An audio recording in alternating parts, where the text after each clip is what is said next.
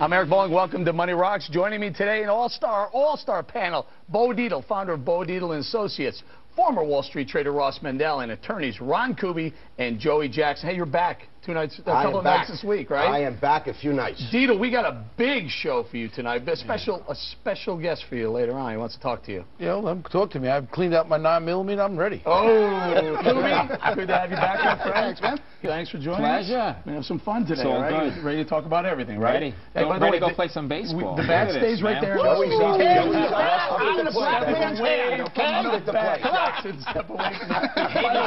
I'm just saying. By the way, feel free to jump in, because This if is you Fox. don't, Bo will jump in for you, all right? All right, here on Money Rocks, we root out corruption, violence, and violating the public trust, giving the voice and will of the people, like this Quinnipiac poll released this week.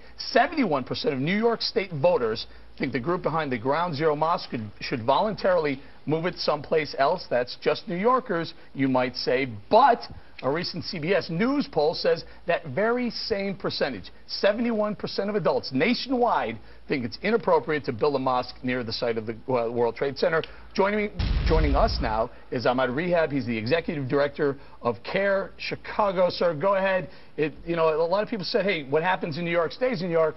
But apparently 71% of adults across all, culture, men, women, cultures, ethnicities, religions, say move the mosque, not because it's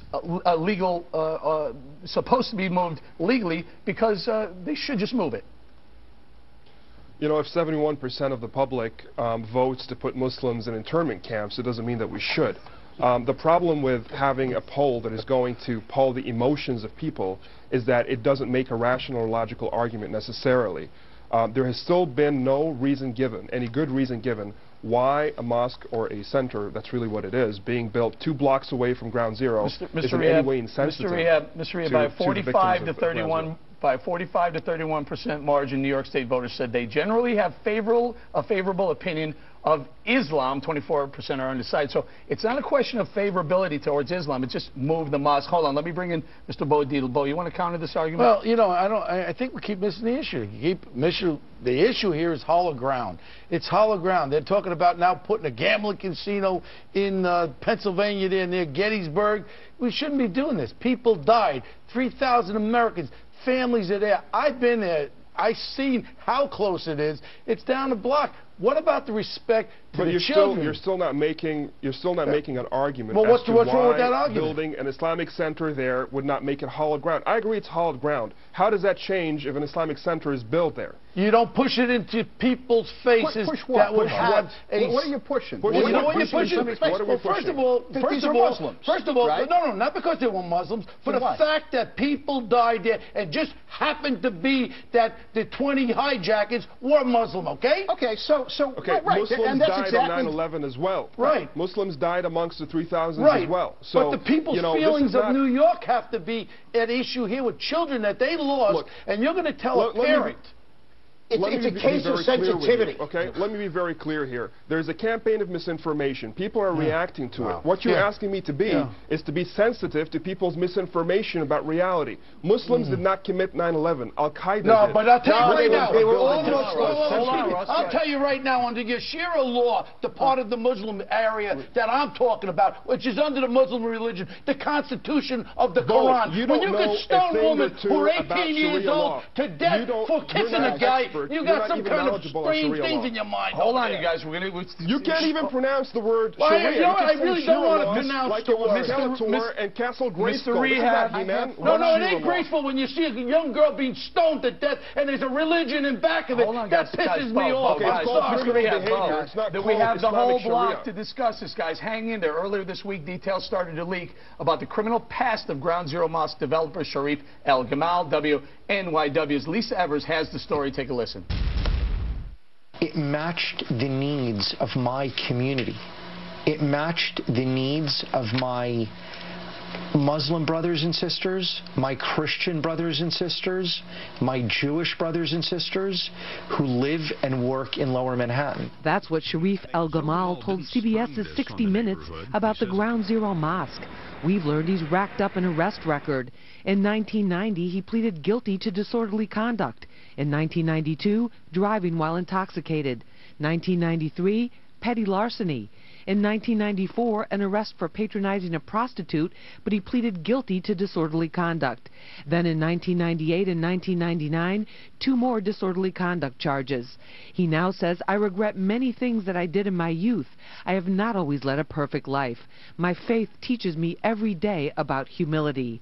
Court papers show that an assault charge was dropped and later settled civilly.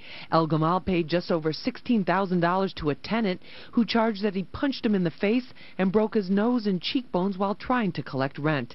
El Gamal told police, "I don't know how he got hurt. Maybe he ran into the door, or maybe the door hit him when we swung the door open. I didn't hit him. His face could have run into my hand."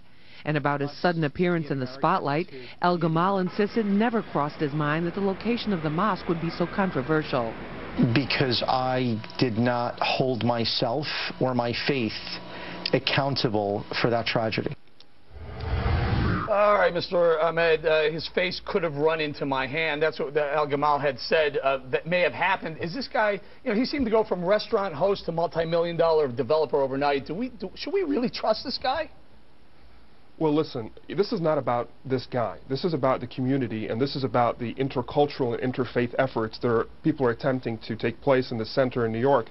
You know, you're talking about this guy's youth. Nobody cares about his personal life. He is not the center. This is not the Sharif al-Gamal Islamic Center. What we do care about is where the money came from. I'm going to bring the panel in, you guys. Of course. Joey, yeah. Should it matter where the money comes from? Do we have a right to know this? I think we do. There's a couple of things here. First of all, his past, you know what, he could have a criminal record. He didn't, disorderly conduct, whatever. There's a couple of issues here, Eric, and here's what they are. Number one, we do have a constitution. I respect that wholeheartedly. There is religious freedom in this country. I respect that. Establishment clause, free exercise clause. Establish your religion, practice whatever you want. Here's my issue, though. My issue is it is hollow ground. Now, not only that, though, I have to defer to the families. The families say no. The families think it is not an appropriate place to build it there. It shouldn't stay there. Don't generalize. They have lost their, excuse me. You're the fact generalizing. is, excuse me one second, there is a poll here. There's nothing about a generalization. If you didn't see, it's Eric not at the beginning of the program, Eric at the beginning of the program read off the polls here. The poll suggests what the majority of people believe. I'm not making any generalization. I am speaking fact. You're not talking about the polls now. The fact is that I do not. The families as a majority, this is You're fact, not a do not spokesperson for want the families. it there. There and are as a result of that, it is not incumbent upon me. It is not incumbent upon me to dictate my values to the family. If they don't want it there, that's good enough for me. I'm sorry. Don't hide behind the families. Hold on, don't hide behind the families. There's no united group of families, okay? Because there are so many people who died in 9/11. But even if the majority of family members did not want the mosque there, it wouldn't matter. They don't get to dictate public policy. They don't get to dictate other people's rights. You know, do the victims of child sexual abuse get to dictate where churches they do. Yes, they do.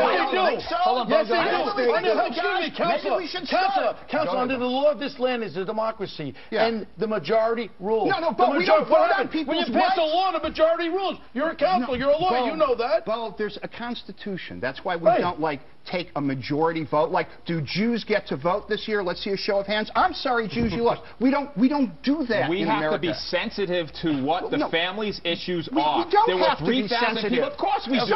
Everybody's sensitive on the right. No, not sensitive. Does not mean that it would be nice to be sensitive. Does not mean that you should. Mr. Rehab, go ahead. Do you understand that there were families that lost, Muslim families that lost members on 9/11 as well? Do you understand that? Of course they do. We all do. So when you talk about families of the victims, they include, you know, Muslims are part of the diversity of this country, including the diversity of those who died, those who were injured, 100%. and those who were first responders. We're part of the American experience. We're not part of Al-Qaeda. Guess whose side we're on? We're on the side of the United States. I'm speaking for myself, guys, here. I'm not saying that there should not be a mosque in Lower Manhattan below Canal Street. I'm just saying maybe not in that spot, not so close. Go ahead, Russ. Jump in here. You know, it was a religious crime. They were killed in the name of Islam. They were all Muslims that commandeered all those planes. I'm not saying you shouldn't have a mosque. God bless America. There should be plenty of religious freedom. Hang in there, guys. Everyone wants to jump in. Move it a few blocks away. Well, hold on there. So if New York City Comptroller has his way, the Big Apple could be stepping up to offer up to $70 million in public bonds to help build the Ground Zero Mosque. That makes us want to know who's going to buy the $70 million dollars worth of these bonds if this gets built. I did some investigating into this, Mr. Rehab. Here's how it works. The city will back the bonds. The bonds will still be sold by whomever sells them on behalf of the mosque. But here's the issue. The tax money that the city would receive from profits on those bonds or the interest rates on those bonds will go bye-bye. My point of it, 71% of the people in the city, 71% of the people in this state, and also 71% of the people in America say, move the mosque. Should we really forego all that tax money? Why should we do that, sir? You keep talking about 71%. It's Let me ask you a direct question. Do you believe that Muslims are collectively guilty for the crime of 9/11? Not at all. No. Then why can't they build a mosque? What is the connection? They can't build a mosque. Why can't they build it? You don't build it on a burial ground, on a sacred ground. Why do you argue It is a burial It's a burial Muslims ground. can't build a center in the city in which they live, work, and worship? Why can't they build a center even if it's 2 blocks away from ground zero? What's the connection between them and what happened on that day? They're not Mr. Rehab, I apologize for getting so emotional. I was there that day when those towers came down. It is a graveyard because the bodies of 3,000 people were pulverized. We understand when those towers came down, please let me finish. When I make the mistake, You're not the only one that when was I there, make by the way. mistake of calling Sharia law, I may make a mistake about it. But you're a Muslim. Will you stand here tonight and renounce that law of what they do to young women? Will you renounce it as a human being, as a Muslim? Let me hear you renounce that part of your law right now. I'll have more respect for you. About the law about stoning women. Tell me about that, sir. Well, let him talk. Bo? I'll have respect for you if instead of cleaning your 9mm, you clean your mind and actually understand what Sharia law really means. Oh, yeah, I heard Sharia that. law. Sharia law. Mr. Rehab, but Sharia law is not what you think it is, Bo. Tell us what you think Sharia law is. Should Sharia law be allowed to be practiced in the mosque or Lower Manhattan, in the area, or not at all? When I as a Muslim refrain from eating pork, I'm practicing Sharia law. When I get married, I'm practicing Sharia law. When I divide my will amongst my relatives after I'm dead, that's Sharia law. When you stone women, are you practicing Sharia law? Sir, what is the proper punishment for someone who's caught stealing something then? Well, it's not chopping of hands because you need to have witnesses. And if you do have a witness. Could we please just one? Let me be direct. Take a look at those Leviticus, individuals who misapply Sharia law and commit crimes against humanity, including marrying underage girls, which I consider to be a crime, or including punishable by what, lashing sir? people, Punishable without by due what, process. sir? That's not Sharia law. I'm against that. Well, what is adultery punishable by the stoning? Stoning. Yes or no? You need 4 witnesses. Look, all right, so you got the 4 witnesses. Okay, hold on. Allow me to do this. Let me do this. It's a living with process. 4 witnesses, I'm losing and IQ consider that to be points. Sharia law. They're shedding. They're falling apart. Please allow me to ask you this question. With 4 witnesses, sir, with 4 witnesses, do the adulterous couple, should they be stoned? No, it depends on who you're talking to. Sharia law is a very complex law. Different scholars approach it differently. And it's interpretive. You're shaking your head like I shouldn't go there. I do, and here's the problem. If anybody studies any religious law, take a look, for example, at Judaism, at the 613 commandments in Leviticus. If my daughter curses me, for example, I'm required under Leviticus to personally put her to death. Now, that's the religious law. Now, I don't do that. I like cut off her television because we live in a democratic society. Wait a second. Didn't this happen a couple of weeks ago, Bo? I mean, what we're talking about here